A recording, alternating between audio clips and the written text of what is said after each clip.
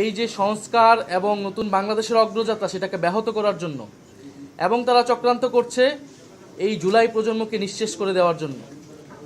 সেদিন ওসমান হাদির গায়ে গুলি লেগেছে, কালকে আপনার গায়ে লাগবে, পরশুদিন আমার গায়ে লাগবে।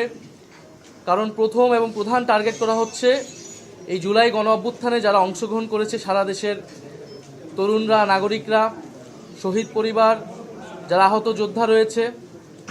ফলে এই পরিবর্তিত প্রেক্ষাপটে আমাদের কাছে মনে হয়েছে, আমরা দলীয় ফোরামে আলোচনা করেছি যে আমাদের এই মুহূর্তে এই নির্বাচন সুষ্ঠুভাবে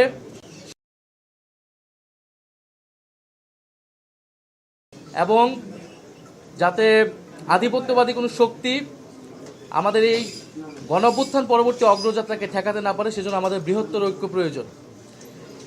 সেই তাগিদ থেকেই আমরা এবং তাদের যে সমমনা দল রয়েছে তাদের সাথে আমরা কথা বলেছি, এবং তাদের যে নির্বাচনী সমঝোতা, জাতীয় নাগরিক পার্টি এনসিপি সেই নির্বাচনী সমঝোতায় সম্মত হয়েছে। আমরা জাতীয় নাগরিক পার্টি এনসিপি এবং এই সমমনা 8 দলের সাথে আমরা একত্রে আমরা সিদ্ধান্ত নিয়েছি। দ্বিতীয় বিষয়,